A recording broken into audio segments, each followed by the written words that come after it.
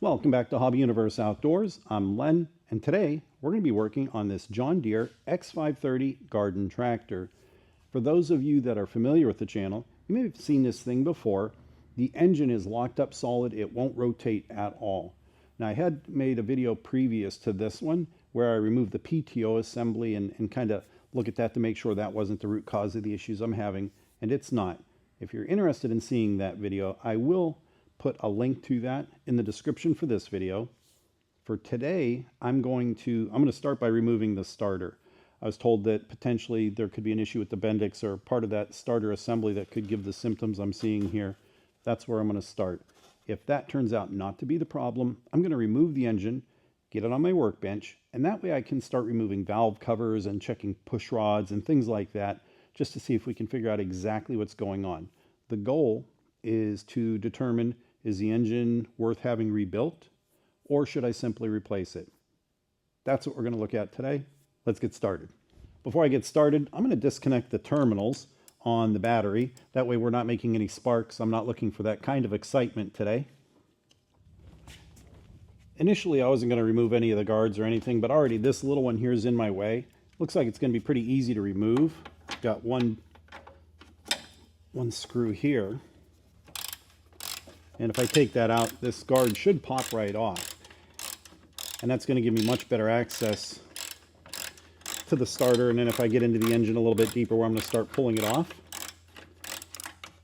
it's going to help with that as well. Get that out of the way. Going to make our lives a little bit easier. I was going to leave the nut that holds the lead from the battery that connects to the starter. I was going to leave that on, but turns out there's just not enough cable length to give me the movement I'm looking for. So we're going to get that off real quick as well. To remove the starter, I'm going to remove these two 12mm bolts. Snug.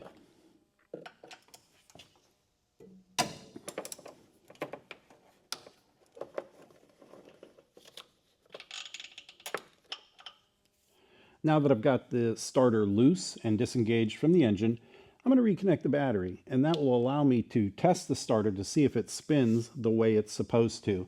I do have to say, looking at it initially, everything I'm seeing looks normal. Nothing appears to be loose or weird. You know, I can feel this gear up in here. I don't think it's going to be the starter, but we're going to test it anyway.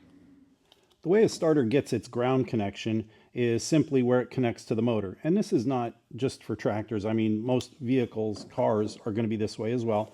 So I'm going to hold the starter up so that it is touching that part of the engine, and that'll make that ground connection. And when I start it, I'm going to expect this gear to spin and also rise up, because what happens is when you put this thing under power and it spins, that gear pops up, it engages the gear on the engine on the flywheel, and that's what'll start your engine. But you don't want it to stay engaged. So when you release power or you turn the key away from that start position, this gear will not only stop spinning, it'll recess back down in. And I can show you what I mean right now.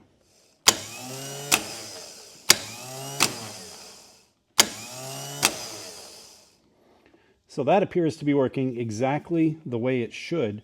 That gear comes up and it's spinning. Everything sounds healthy. And again, if I feel around up in here, everything feels the way it should. So as of right now, I'm going to say this starter is not going to be the problem.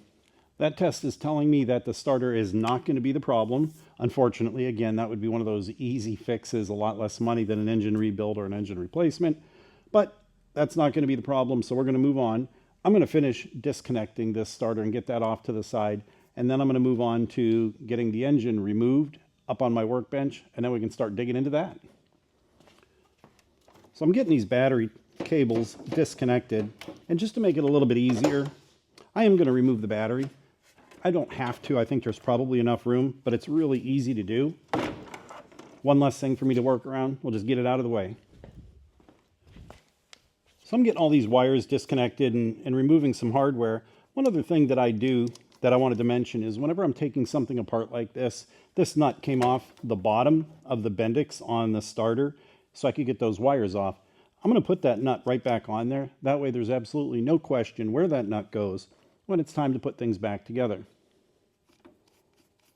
Before I pull the engine, there are a couple other things that I'm going to do. One is I'm going to drain the oil. That way we don't have to worry about that as much. Once we have it up on the bench and we're starting to tear things apart, we're going to let that drain for a little while. And I've taken a lot of pictures. So the reason for that is, even though I think I have a good memory, I know better than that. And you know, I'm not sure how long it'll be before I actually get to put this thing back together, and it might be a little while. Now I'm going to have those pictures where I can go back, and even things that you might not think are that important, I just take a bunch of pictures all the way around, and that way when it comes time to put it back together, if I'm not sure where that wire went, or you know, did that hose route above or below the starter, things like that, I'll have that to reference. I've done that before and it's really bailed me out of some trouble. And one other thing I'm going to do is I'm actually going to mark these cables. So where these, this is going to be the throttle cable and the choke cable. And I want to make sure that when I put this engine back on, when it's rebuilt or repaired, or potentially a new engine, I know where these cables go within these brackets, because these will actually adjust your throttle and your choke positions. So hopefully that'll make life a little bit easier once we start putting it back together. Just get those loosened up a little bit. You don't need to take the screw all the way out.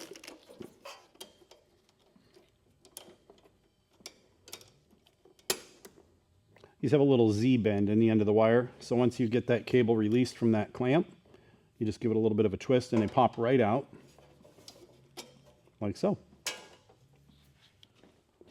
For those of you that watched the previous video where I worked on it the first time around, you'll remember I used jack stands in all four corners to keep this thing up in the air so I could get good access underneath. This time around, for simplicity reasons, I've decided just to use this floor jack and put these car ramps under the front of the tractor, and that's going to get it up in the air far enough so that I'll be able to get good access to the hardware underneath.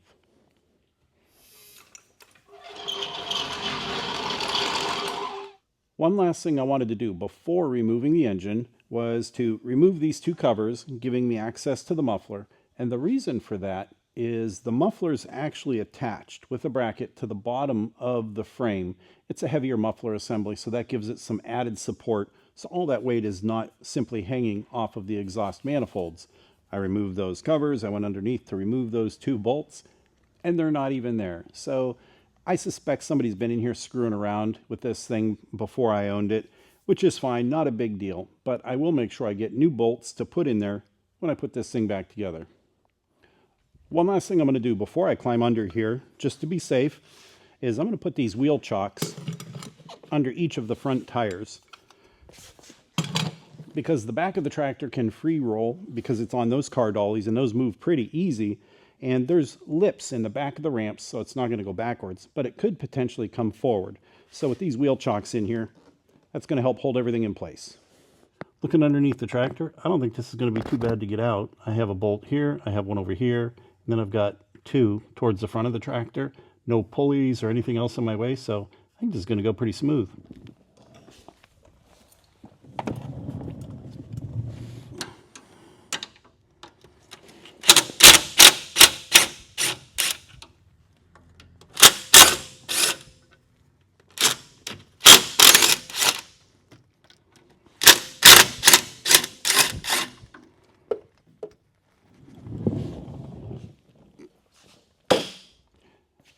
I went around one last time just making sure I didn't miss any hoses, any wires, or anything like that. And indeed I did actually find one small black wire that was still connected. So I got that unplugged. I think we're ready to go. We're going to get this thing lifted off of here now. It weighs about 100 pounds, so it's not horrible. Let's see what we got. Find a good place to grab it.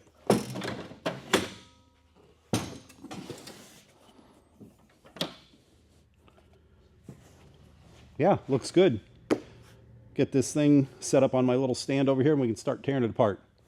Engine's off the tractor, up on my workbench, but before I start tearing it apart, I'm going to take a few more pictures like I did before, again, just so I have something to reference when it's time to put it back together, if we decide to put it back together. I guess that's going to depend on what we find when we start tearing it apart.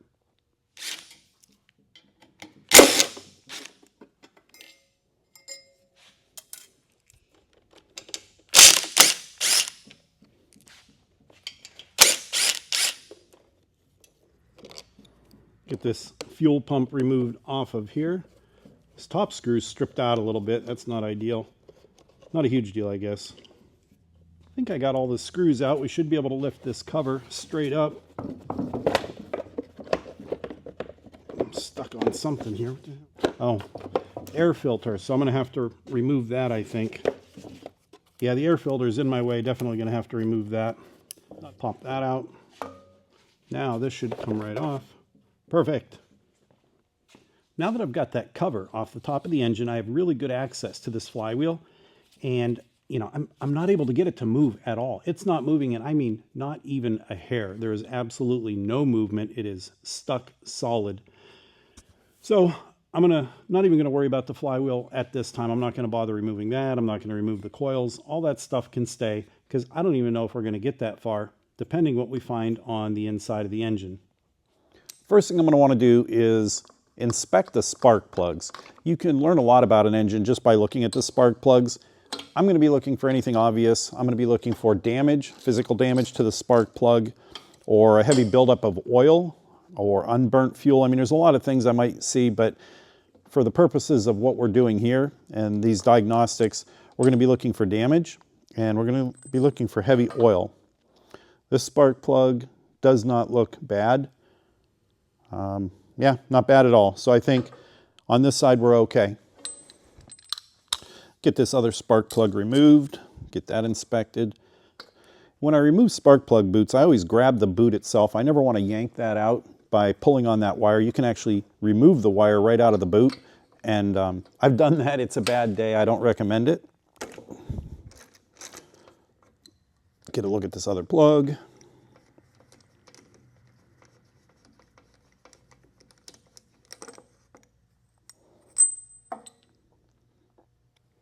All right, so I did not expect to see that. This spark plug actually has a fair amount of damage. The ground electrode is smashed down into the main electrode. I guess it's called the conductor electrode. There's supposed to be a gap here, and this thing is completely smashed. There's obviously damage to this plug. So I really did not expect to see that. This is absolutely an indication that there's something going on in this cylinder. So this is where we're going to start concentrating. This is the side we're going to start digging into. That's a big surprise. I did not think we were going to see that.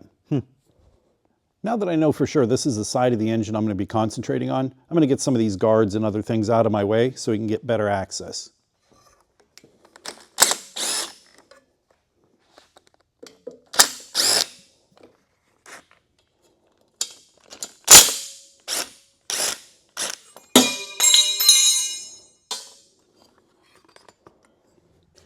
I'm going to be working on this cylinder head, so I think this whole intake manifold is going to be in my way. So I'm going to get that removed.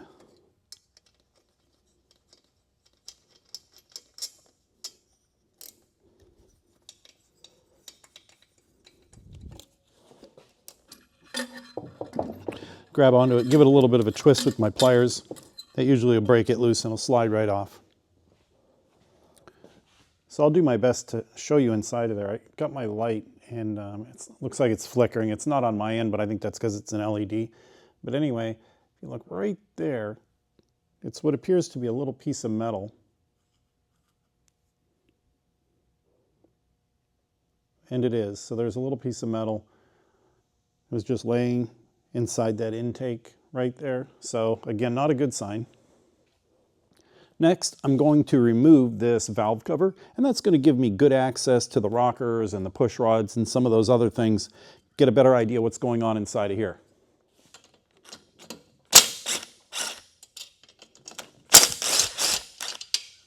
As I'm pulling these screws out, I'm making sure they're all the same length. Sometimes when you're working on heads or valve covers, the screws might be different lengths.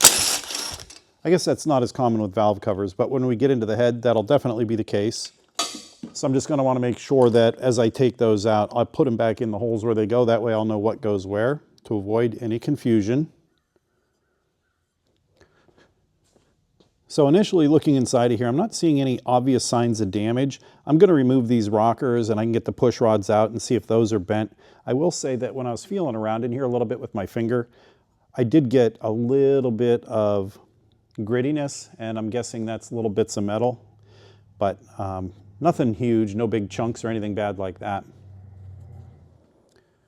Decided to take a look inside of this valve cover, and I am actually seeing some debris in here. I've got some chunks. Here's a pretty decent chunk of something or other. It feels like metal. So I would expect to see something like that. That's not really a surprise based on the damage I believe we've got inside the engine, but I thought that was interesting and I wanted to point that out. To remove this rocker, I just got to get this nut and bolt out of here. With that rocker out, I can now remove the push rod. And this push rod looks like it's in good shape. It's pretty smooth. I feel like it might be a little bit of a nick right here, but nothing too bad. It's not bent or damaged other than that. So this one appears to be okay. We'll do the same thing on the bottom one. We're going to remove this rocker. So this one's actually stuck. And if I could rotate the engine, I could take that pressure off. I don't think that would be a big deal, but since the engine won't move, there's no way, at least that I know of, to be able to get that pressure off of there. There. One thing I wanted to mention before I take the head off this engine is that I am just some guy in his garage with a whole bunch of tools and some spare time that enjoys doing stuff like this. I'm actually learning as I go. I've worked on small engines before and I've worked on cars, things of that nature, and that's great. But again, I'm not an expert when it comes to stuff like this. It's just something I enjoy doing and I learn as I go. So I'm sure I'll see in the comments, you did that wrong, or why didn't you do this instead? And that's okay. Honestly, that's how I learn. Something else I'm going to have to do that I've actually overlooked until just now was I'm going to have to remove this exhaust manifold to be able to get this head off.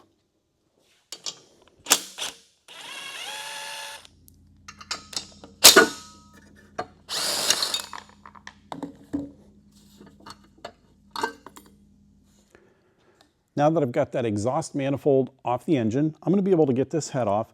But before I do that, I wanted to point out one other thing that I just noticed, and that is the valve spring. So this valve spring on this top one, that's nice and tight. That's what I would expect to see.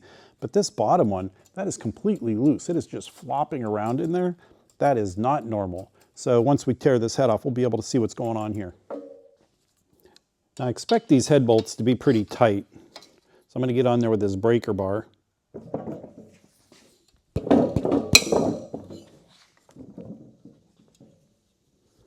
There we go. Got 5 of these to get loose. And there's 5. And like I mentioned earlier, I'm going to make sure I put this hardware back in after I take it out and get the head off, because the bolt lengths are going to be different. And I want to make sure I know which go where. And usually you have to smack the head to get it loose, but that doesn't appear to be the case here. This thing is already moving quite a bit. Oh. All right, so I don't know if you can see that. That is absolutely catastrophic. Holy smokes. So a couple things to look at here. First of all, so this is the head out of there, but you can see, I hope you can see, there's a gap here. So on this side, that valve is seated, but on this side, there's this huge gap right here. And that absolutely shouldn't be there. So this valve is bent, and this is the one that was flopping around. I said that it was loose in there and it shouldn't be moving around like that. Well, that's why the head of that valve is completely gone. So we looked under the head and we saw some damage and some things going on there, but this is absolutely telling right here. We've got, I mean, geez, that is just a small part of what's left of the piston. So I think the rest of that is going to be inside the case. We've got this is a piston ring. Obviously doesn't belong there. The connecting rod is here, and we've got the wrist pin, and that actually moves. So that's surprising. I figured this would be jammed up in there somehow, but again, this is absolutely catastrophic as far as what happened. Pretty good chunk of piston. And then the connecting rod, the wrist pin. And I can see metal and some debris down in there. But something else, if I grab onto the flywheel and rotate it, I can now move that. So I think what happened was, I think that this connecting rod and maybe part of the piston was jammed up against that head. So it looks like most of our problems are going to be on this side of the engine. But even with that being said, I'm still going to remove this valve cover and this head just to make sure we're good on this side. And then we're going to flip the engine up so I can get that crankcase cover off.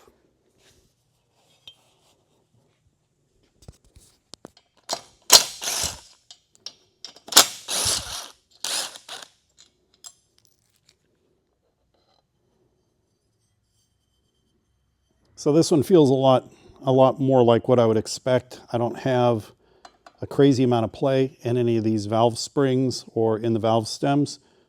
Much more typical.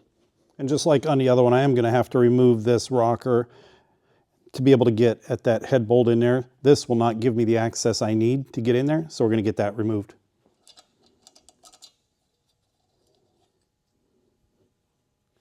Remove this push rod.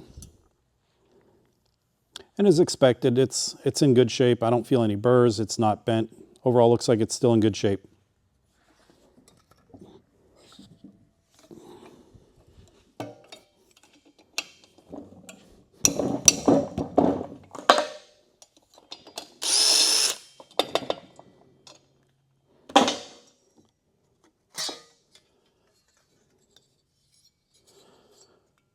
So this head looks good, and I don't know if you can see that, but looking at the head itself, this surface here, it's nice and clean, and I don't see any evidence that oil was blowing out from underneath there anywhere. The gasket, it's not cracked. This appears to be in really good shape. And again, looking up here, no indication that oil or anything else was blowing out from underneath that gasket. Looking inside the cylinder, the top of the piston is pretty crusty. That's not the end of the world. I'm not crazy concerned about that. But I do have some metal down inside of that cylinder, and that just goes along with everything else that we're seeing. I'm going to rotate this engine up on its back, and I think that's going to give me good access to that crankcase cover. Yeah, that should work. I don't expect the hardware that holds this crankcase cover on there to be very tight. I should be able to get it with my little impact. Yeah, no problem.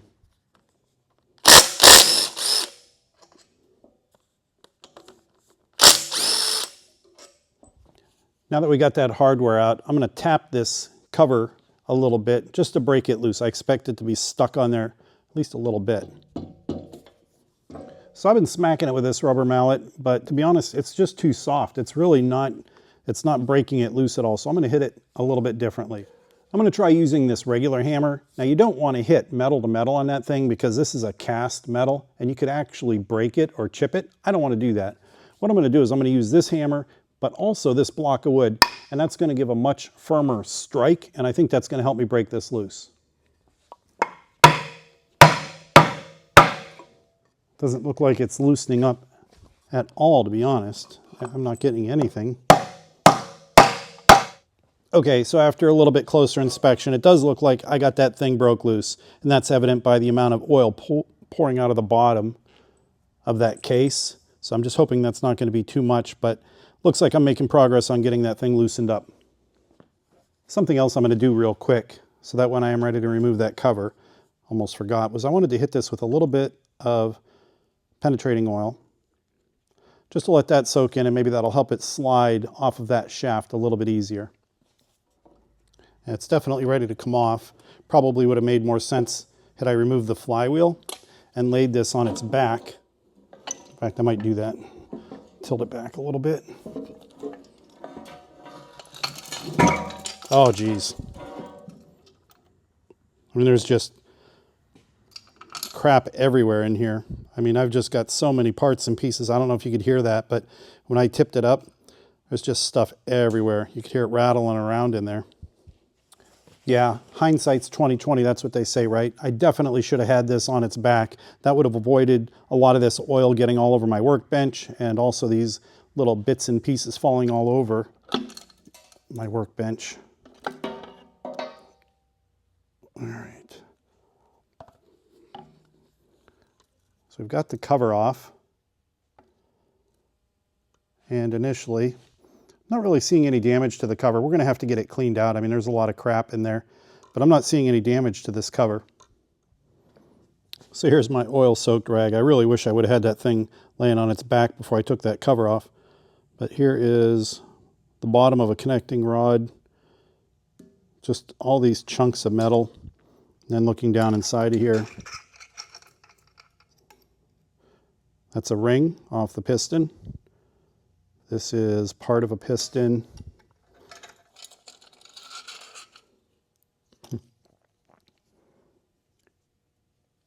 Here's the top of that valve. I was talking about that valve was missing. Found it.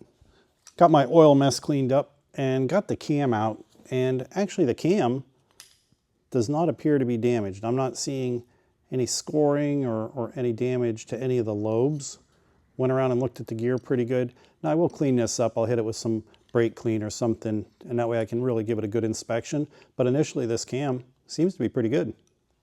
A little earlier in the video, I talked about, learning as I go. And one of the things I wished I would have done, and I've learned, is that I wish I would have taken off the flywheel. I think that would have made sense now that I have a better understanding of what's going to need to happen to be able to get that crankshaft out of the engine.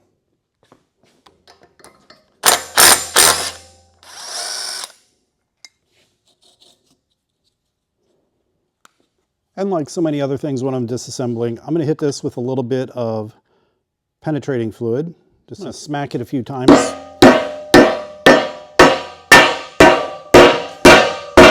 This rubber mallet, like I said, it's just a little too soft. Actually, it looks like it just moved. Yeah. So we've got that flywheel off. Get this motor rotated. Oops, oil. Dipstick just fell out. Something else that is, I think it's interesting, I don't know if it's relevant, but that's the piston that is still good. This is the one that failed. But the connecting rod for the piston that's still good, that connecting rod is broke. The bottom of it is broke off. The connecting rod for the side that failed, the piston that failed, from what I can see, at least from up top, that connecting rod is still good. I wonder if I'm going to be able to rotate this crank enough. Yeah. I was hoping I'd be able to just get that piston to push out of there. See if maybe I can pry that out of there. I don't want to get in there really with anything metal and pry. There. There's just enough of that connecting rod still attached that I'm not able to get it all the way off. It's still looped around a little bit. So I'm going to have to get that hardware on this side loose to be able to get that free. Now that we got that hardware loose, this piston's just going to push right out of there. So again, this piston doesn't look bad. I don't know that I would necessarily reuse it. I guess I might. I could just probably replace the rings.